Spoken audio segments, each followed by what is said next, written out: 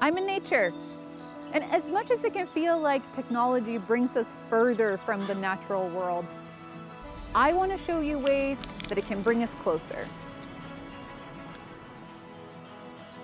It's a rock.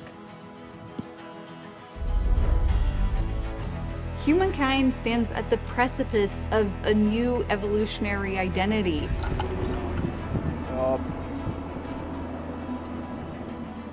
And as anyone going through societal puberty, it's worth asking, who are we about to become? This is so hyper-connected and chill at the same time. Oh, a fish! I come in peace. I'm not gonna eat you. I just want to say I'm a big fan of your work. My name is Simone. Please subscribe.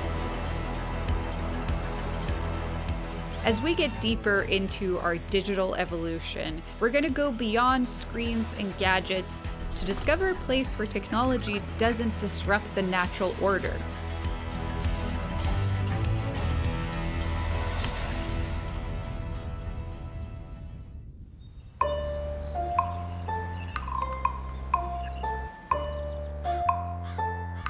Next up, a fireside chat with a local steward who knows these woods like the back of his hand.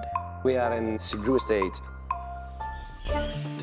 Sigru Estate is a forest around 1,000 acres, and it is the only forest in the heart of the city. So it's very important for us to prevent fire. Fire is the #1 danger of the forest. Wildfires raging on the outskirts of Athens forced residents to flee as flames consumed their homes. We had a big issue in 1981 where approximately 400 acres destroyed by fire. But in the last 3 years, we have something like 500 sensors scanning the whole Sigru Estate 24 hours a day, every day. And the magic thing is that all the sensors automatically send signal to this drone. Hi. Oh, hello. Oh, wow. Is this from now? Real time, yeah. We're having an inspection of the forest for fires. What we do is the Internet of Drones. We use LoRa, Sigfox, and Huawei networks. We use their routers for the 5G connectivity through the cloud for the real-time monitoring. So what are the different sensors doing here? We have strategically placed the sensors in the forest. This detects the particles in the air, CO2, heat temperature, humidity sensors, and also we have the so-called FDI, the Fire Danger Index. So as you can see, we can gather information from multiple different systems so that we can detect the fires early. There is a golden rule of 15 minutes. If in the first 15 minutes we can manage the fire, then we can control it. So our fire brigader to take over.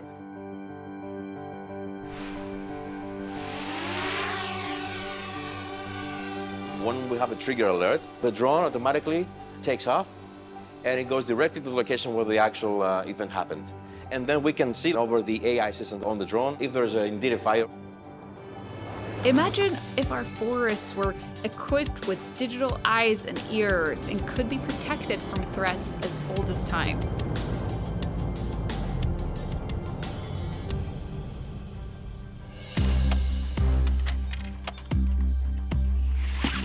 So I'm in the forest, and I'm gonna see if I can trick these sensors into thinking that I'm a fire. Oh, there's one.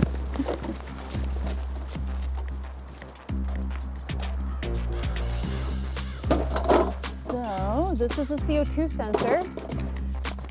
We're gonna take some baking soda, some vinegar. Let's see if we can trigger this sensor.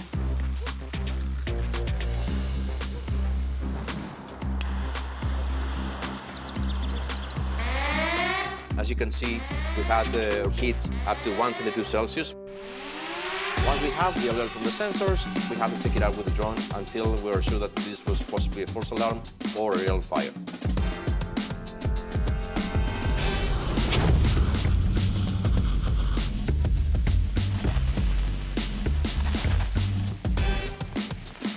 You convinced yet? Alert, alert. We have an alert at 28145585.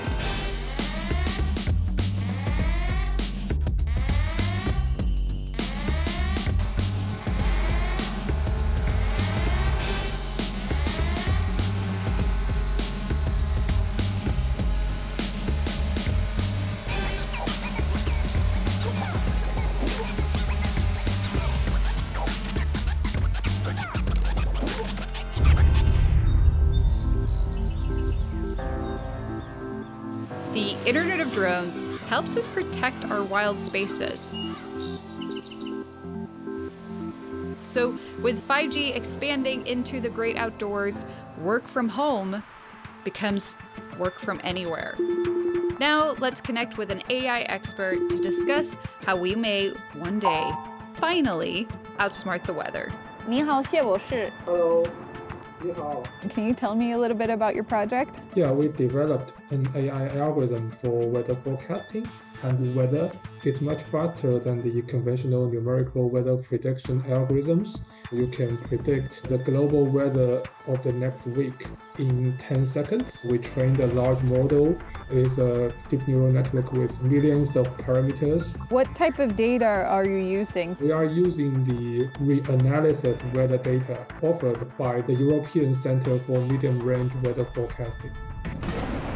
Do you think that your way of doing weather forecasting will be more flexible as climate change changes weather patterns? We tested our algorithms of different decades. When we are using the training data from 1979 to 1989, we find that the model does not perform very well, but using a closer time of data, like 2007 to 2017, our model performs much better.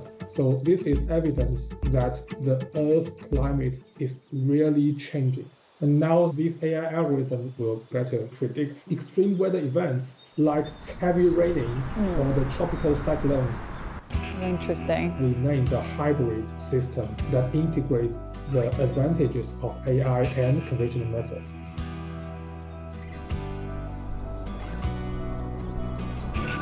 I'm no AI, but we're heading to Finland, and I can predict that it's going to be cold.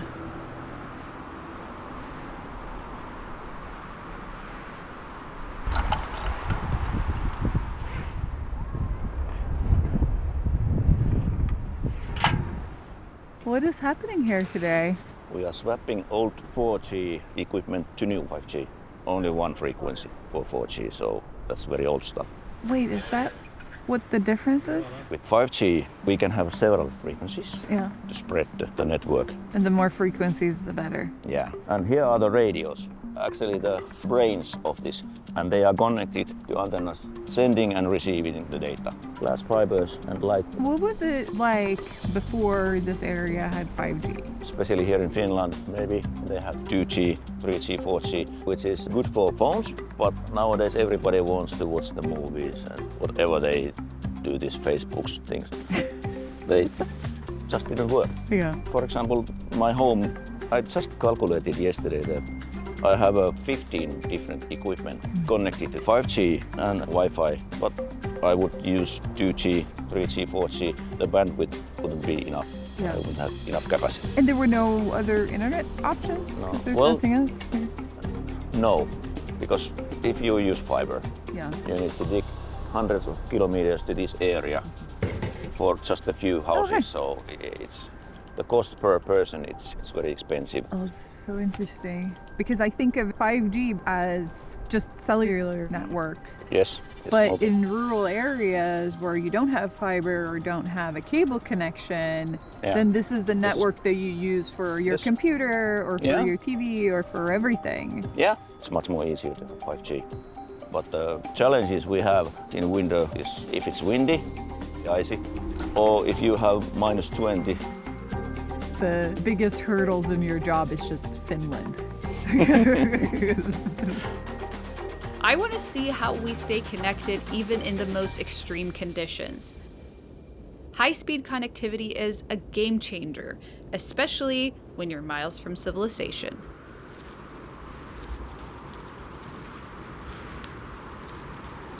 So how long have you been fishing for?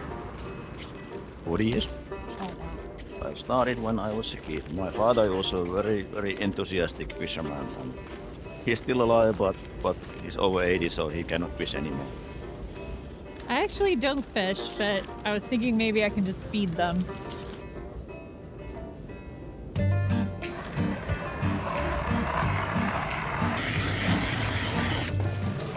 Oh, we are through. Oh, wow. Then we can start. So we have this like fancy sonar thing that's actually connected to an app. This is so hyper connected and oh, a fish. Here you go, little fish. I come in peace. I'm not gonna eat you. What if one of them came up the hole and said hi to me? There you go. There's so much fish. Okay, so I'm on a video call with myself and I'm gonna see if I can call the fish.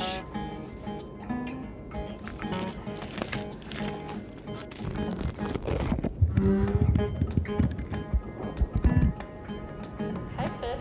I just want to say I'm a big fan of your work. The swimming and the eating things. And yeah, that's really everything on my end. Unless you have anything you want to bring up with me, then it's really great to meet you. My name is Simone. Please subscribe.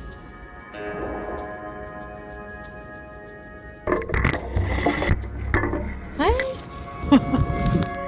There's an example of usage of this 5G. My father has problems with his heart, and he has equipment next to his bed, which is taking data from his heart all the time and sending once a day to the hospital, so they can check that if everything is fine. What would the alternative be if he didn't have internet? There is no. He would have to live in a hospital if he... Yeah, that's true. Well, that is good thing that this technology brings to areas that there is no such a good network. yeah, most of the time I feel like technology is just bringing me further from nature. It feels counterintuitive, but having connectivity just gives people another choice. Because otherwise there would be a lot of people who, for work or for health reasons, need to be in urban areas. So now it's like, no, you can choose because you have connectivity. That's true. And you can even call fish. Technology options are endless. Our ability to harness technology to connect with nature is constantly evolving, but it's more than just understanding it or protecting it. It's about enjoying it too.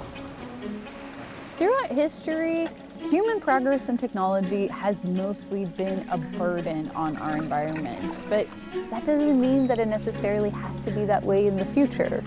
There are so many examples of technology not only helping us protect nature. You convinced yet?